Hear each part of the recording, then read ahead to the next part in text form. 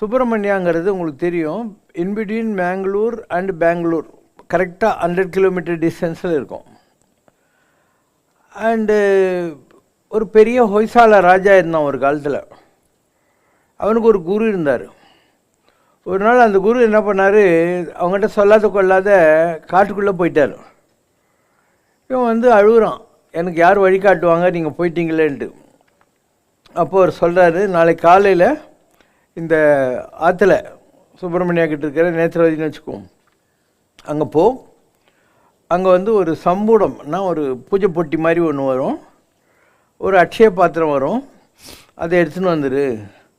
அந்த அட்சய பாத்திரம்னா என்ன, அதில் எவ்வளோ பேருக்கு வேணால் சாப்பாடு போடலாம். அந்த மாதிரி மணிமேகலையெல்லாம் படிச்சிருப்பீங்க, அட்சய பாத்திரம்னு ஒன்று இருக்குதுன்னு சொல்லிட்டு. அந்த மாதிரி ஒரு பாத்திரத்தை அனுப்புகிறேன்.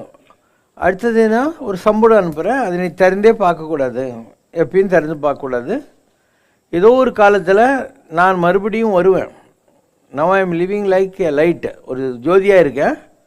நான் மறுபடியும் வருவேன், வந்து அந்த பொட்டியை திறப்பேன். அது வரைக்கும் நீங்கள் யாரும் இதை திறக்கக்கூடாதுன்னுறாரு. இப்போ என்ன பண்ணுறான், அவுட் ஆஃப் க்யூரியாசிட்டி அந்த பொட்டியை திறக்கிறதுக்கு முயற்சி செய்கிறான், முடியல.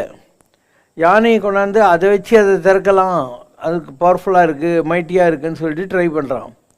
இப்போ இவன் உடம்பு தலையிலேருந்து கால் வரைக்கும் பற்றி எரியுது. இவன் ஏதோ தப்பு பண்ணிவிட்டு மன்னிச்சிடுன்ற போது மறுபடியும் கனவு சொல்கிறார், உன்ன மாதிரியே ஒரு சிலை பண்ணி வச்சு இந்த கோயிலுக்கு வர்ற ஜனங்கள்லாம் உப்பு மிளகு உன் மேலே போட்டுனே இருக்கணும், அப்போ தான் இந்த எரிச்சல் உனக்கு அடங்கும் அப்படின்னு சொல்லிட்டார். ஸோ இன்றைக்கி அந்த கோயிலுக்கு போனீங்கன்னா அந்த ராஜாவோட சிலை இருக்கும், உப்பு மிளகு ஜனங்கள்லாம் அங்கே கொட்டி ப்ரே பண்ணுவாங்க. அண்டு சுப்பிரமணியாவில் 2 இருக்குது. ஒன்று ஆரம்பத்தில் இருந்த சின்ன கோயில், அது ஒன்றும் பெருசாக இருக்காது, இந்த கோயிலே பாதிக்குள்ளே அடங்கிடும். அது மூலஸ்தானம் இந்த அளவு கூட இருக்காது, இதோட சின்னதாக தான் இருக்கும். அண்ட் ஆக்சுவலாக அந்த கோயிலில் ஒரு 6 தலை நாகம் இருக்குது, அதுதான் முருகர். முருகருக்கு பேரே நாக சுப்பிரமணியன்னு பேர்.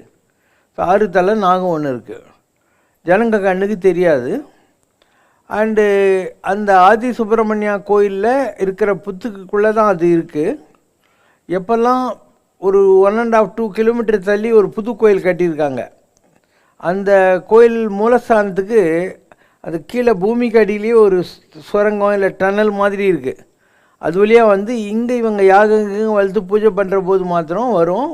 அவங்க ஜனங்களுக்கு காட்ட மாட்டாங்க, ஐயர் மாத்திரம் உள்ளே போய் கற்பூரம் காட்டிட்டு வந்துடுவார். யூ கான்ட் சி தட், பூஜையெல்லாம் பார்க்க முடியாது, வெளியில் அந்த இடத்துக்கு வெளியே இருக்கிறது தான் பார்க்க முடியும். ஸோ பழைய கோயில் இருக்கு இல்லையா, அதுக்கு எதிரில் ஒரு நதி ஓடுது, தர்ப்பணான்னு பேர். அதுக்கு தர்ப்பணான்னா கன்னடாவில் கண்ணாடி மாதிரியான தண்ணி ஓடும் அப்படின்னு அர்த்தம். அதுக்கு நேராக அந்த கோயில் இருக்கும். அங்கே தரிசனம் பண்ணிவிட்டு நான் சொன்ன மாதிரி நீங்கள் இந்த பெரிய கோயில் இருக்கு இல்லையா, அதுக்குள்ளே போகணும். போனீங்கன்னாக்கா ஃபஸ்ட்டு இப்படி உள்ள கொடிமரத்துலேருந்து உள்ளே நுழைஞ்சிங்கன்னா ஒரு மூலஸ்தானம் இருக்கும். அந்த மூலஸ்தானத்தில் அங்கேயே யாகம் பண்ணுவாங்க. யாருக்கெல்லாம் இந்த நாகதோஷம் ராகுதோஷம் இந்த மாதிரிலாம் பாம்பு சம்மந்தப்பட்ட கோளாறுகள்லாம் இருக்கும், அப்படி இருந்தால் என்ன ஆகும்னா அவங்களுக்கு ப்ரீத்திங் ப்ராப்ளம் வரும், ஆஸ்துமா வரும், அந்த மாதிரி. இல்லை தோல் சம்மந்தப்பட்ட செவ்வாய் சம்மந்தப்பட்ட எல்லா வியாதியும் வரும், தோல் வியாதிகள் வரும், லைக் தட். ஸோ அங்கே ஒரு பணம் கட்டிட்டிங்கன்னா ஒரு கல்லில் நாகம் வரைஞ்சிருக்கும், அதை அவங்கெல்லாம் பூஜை பண்ணி நாகப்பிரதிஷ்டைன்னு சொல்லுவாங்க. அந்த கோயில்லேயே ஒரு மண்டபம் மாதிரி இருக்குது, அங்கே எவ்வளோ பேர் வேணால் போகலாம். அங்கேயே அந்த கல் விற்பாங்க, நாகப்பிரதிஷ்டை பண்ணுவாங்க அந்த தோஷம் போகிறதுக்காக. அதுக்கப்புறம் அந்த கோயில் மூலஸ்தானத்தில் வச்சு வெறும் வெள்ளை சாதம் இருக்குது இல்லையா, அதை கொஞ்சம் நெய்யில் துவச்சி அதான் அந்த அவிசில் போடுவாங்க. அதை போட்டுட்டு யாகம் வளர்ப்பாங்க. அண்ட் அந்த கோயிலில் சுற்றி வர்றபோது உங்களுக்கு தீர்த்தம் அதெல்லாம் கொடுப்பாங்க. டெய்லி யாகம் நடந்துக்கிட்டே இருக்கும்.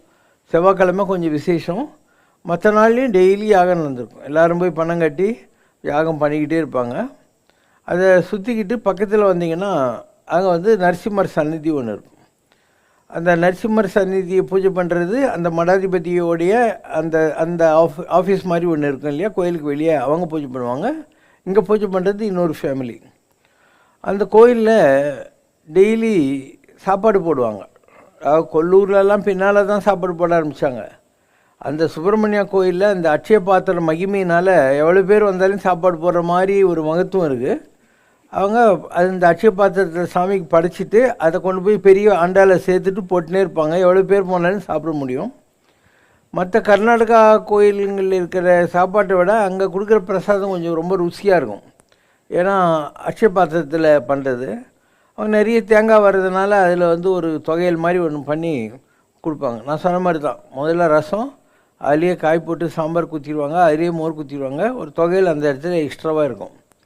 இதுதான் பேசிக்கலாக சுப்பிரமணியா கோயில்னு சொல்லக்கூடிய இடத்துல இருக்கிற மகிமை. யாருக்கெல்லாம் கால சர்ப்பதோஷம் இல்லை நாகதோஷம், ஒரு வேளை ஜாதகம் இல்லாத இருந்தால் உங்களுக்கு வர்ற வியாதிகளை வச்சு நீங்கள் செஞ்சுக்கலாம். மூச்சு சரியாக வராது, நாகதோஷம்னு சொல்லுவாங்க. அண்ட் தோல் சம்மந்தப்பட்ட வியாதிகள், லெப்ரசி, இந்த மாதிரி வர்றவங்க இருக்காங்க இல்லையா, லுக்கோடர்மா, இந்த மாதிரி. ஸோ அந்த கோயிலுக்கு போனால் நல்லாகும், நிஜமாகவே நல்லாகும். So everyday the temple is open and people can go there. அது கரெக்டாக பெங்களூர்லேருந்து அந்த இடத்துக்கு போகலாம், இல்லை மேங்களூரில் ட்ரெயினில் வந்துட்டு அங்கேருந்து போகலாம். ஈக்வி டிஸ்டன்ஸில் இருக்கும் அந்த சுப்பிரமணியான்னு சொல்கிறது. அண்ட் குக்கே சுப்பிரமணியான்னு சொல்லுவாங்க. கன்னடாவில் குக்கிராமன்றத கிக்கேன்னுவாங்க. அதனால் அந்த இடம் ஒரு காலத்தில் அப்படி சின்ன கோயிலாக இருந்திருக்கும். இப்போ பெரிய ஊராகிடுச்சு. பழைய சிஸ்டம்லாம் எடுத்துகிட்டு ப்ராட் ரோடெல்லாம் போட்டு நல்ல நல்ல ஹோட்டலாம் கட்டிட்டாங்க. ஒன்றுமே ப்ராப்ளம் இல்லை.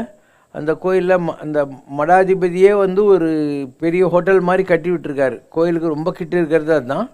அங்கே ரெஸ்டாரண்ட்டு அது இதெல்லாம் இருக்கும், ஒன்றுமே ப்ராப்ளம் இல்லை. ஆனால் கோயிலில் சாப்பிட்றது தான் அங்கே ரொம்ப விசேஷம். ஏன்னா அது அட்சய பாத்திரத்துலேருந்து வர்றதுனால அதுக்கு ஒரு பவர், ஒரு மகிமை இருக்குது.